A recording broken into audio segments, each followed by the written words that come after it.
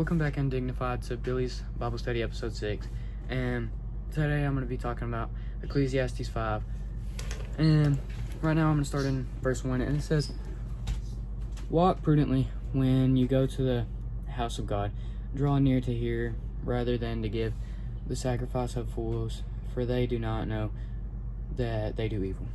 And for this, I got, why do we judge someone else's relationship with God and instead of helping them? Because if you just expect them to have a good relationship with God and you're never like pushing them towards it, or just anybody is, then it's obviously not going to make them want to draw closer, and it's not going to teach them what they need for the Lord, you know? So all I got to say for that is just, instead of judging someone, really just talk to them and ask them, you know? But and the next one is verse 2 and 3, and it says, "Do not be rash with your mouth, and let not your heart utter anything hastily before God, for God is heaven and you on earth. Therefore let your words be few, for a dream comes through much activity, and a fool's voice is known by his many words." And for this I get, do not talk to God if the words you say have no meaning behind them. Because if you're just pretty much talking out your butt and just saying whatever you think is going to please the Lord, it's not. Because if you're just saying a bunch of stuff like you wrote on like a video or something, he knows like your heart, he knows your intentions behind it all. So just really mean what you say, and whatever's on your heart, say it. Don't be afraid that people are going to judge you, because if they judge you, all you got to think about is they're going to be judged that way when it gets to heaven. And that's all I got for verse 2 and 3. And now I'm going to go to verse 4 and 5. It says, "When you make a vow to God, do not delay to pay it, for he has no pleasure in fools pay. What you have vowed, better not to vow than to vow and not pay." And for this I got, why do we make promises to the Lord and then just keep putting them off? Because if you're like, "Lord, I'm gonna do better," and like you're just praying to him about that, and then say you're like, "I'm gonna get better with lust," and then the next day you're in your lustful ways again, and then you're like, "Hey, I'll stop tomorrow." It's just gonna become a habit to do that, and you're just gonna destroy your relationship with the Lord. It's never gonna change anything about you or your walk with God, because you're just gonna be stuck there in the same place for as long as you keep letting that lust control you, or any other thing, any other like worldly addiction you have. You got to get out of that before you start making promises you know you can't keep. And then that's all I got for that. The next one I got is for verse 10. It says, "He who loves silver will not be satisfied with silver, nor he who loves abundance will increase. This also is vanity." And for this I got, if your only goal in life is money, you will never have enough, and you will idolize that so much that your relationship with God, so much over you're not supposed to idolize anything over the Lord. So the more you do it, the more you're going to get judged when you get up to heaven, and the more like ungodly stuff you're going to do, because you're going to be like, "I have to do this for the money. It doesn't matter what God thinks," you know? And you're just going to, that's all you're going to know, you know? And then the next one I have is 11 and 12. And it says, when goods increase, they increase who eat them. So what profit have the owners except to see to see them with their eyes. The sleep of a laboring man is sweet, whether he eats little or much, but the abundance of the rich will not permit him to sleep. My bad. And for this I got, having knowledge of God will make you have a better life than anything else, because having money is just going to make you want more money. You're never going to have enough. Having anything is never, like, say you have a problem with sex, you're just going to keep wanting to have sex. It's just never going to be enough for you. It's just going to become, I guess, an addiction, just like cussing and smoking, anything of that sort. So what I want you to take away from this is, read your Bible, have knowledge of the Lord, because if you don't, then honestly, what are you going to do in life? What are you going to do when you get to heaven? Well, not when you get to heaven. What are you going to do when you go to hell? You can't learn in hell.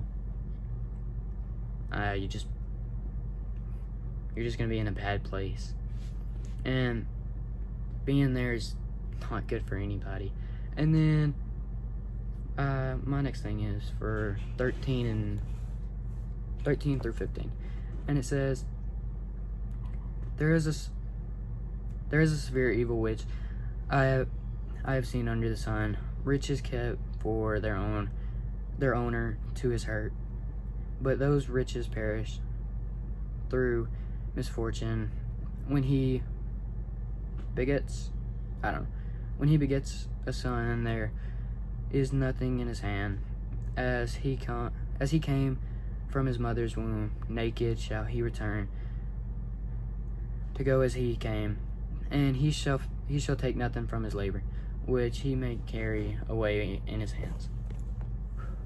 And for this I got, nothing you have on earth is going to matter when you get to heaven, because the more you have on earth,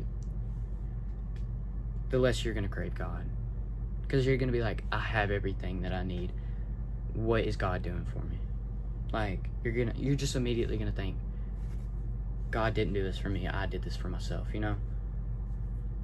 And then it doesn't matter who judges you on earth, because they're not going to be the one judging you when you get to heaven. It's going to be the Lord. So make yourself better for him to judge you than better for your best friend to judge you, bro. Because unless your best friend is judging you on your relationship with God, like it being bad, then there is no judgment that can mean anything to you. And then my next thing is for 18 and 19. And it says, Here's what I've seen. It is good and fitting for, like, I have everything that I need. What is God doing for me? Like, you're just immediately gonna think, God didn't do this for me, I did this for myself, you know? And then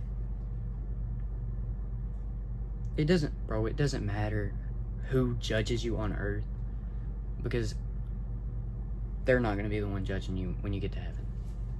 It's going to be the Lord. So make yourself better for him to judge you than better for your best friend to judge you, bro. Because unless your best friend is judging you on your relationship with God, like it being bad, then there is no judgment that can mean anything to you. And then my next thing is for 18 and 19. And it says, Here's what I've seen. It is good and fitting for one to eat and drink, and to enjoy the good of all his labor, in which he toils under the sun all the days of his life, which God gives him, for it is his heritage. And as for a man to whom God has given riches and wealth, and given him power to eat of it, to receive his heritage, and rejoice in his labor, this is a gift of God. And for this I've got, the more money you have, the more you can do for the kingdom.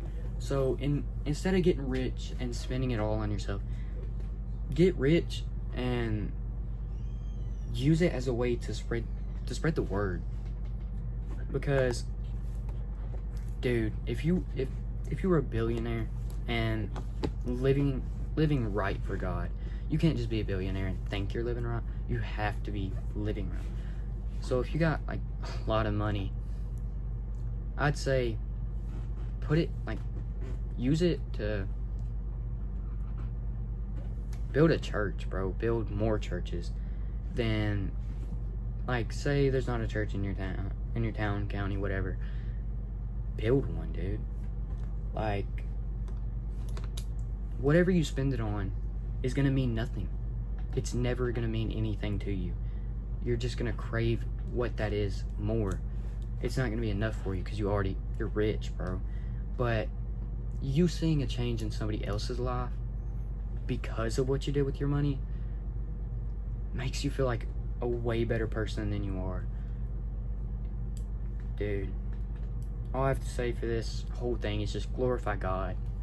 Do anything in your power to just give it all to the Lord. Don't let anybody or anything stop you from that, because your relationship with the Lord is the only thing that is ever gonna matter. I don't care if you have a friend and they're bringing you down. Drop them. It's harder than it sounds, but dude, you're just gonna let them drag you down into the pit. You're gonna follow them and go, and it's gonna lead you to hell. It's never gonna bring you up. What they're doing, they just have straight bad intentions for you. So just do anything to glorify God, bro. But I'm gonna pray this out. So, dear Lord, I pray that they take the message from this to just go glorify you. Lord, I pray that they can just forget their worldly things that they have. Lord, that you can just take it from them, and that you can break them down and build them in your image. Lord, I pray that they have nothing left of them and it's all of you, Lord. Amen. See you undignified. I'll see you next time on Bill's Bible Study, episode 7. This was a great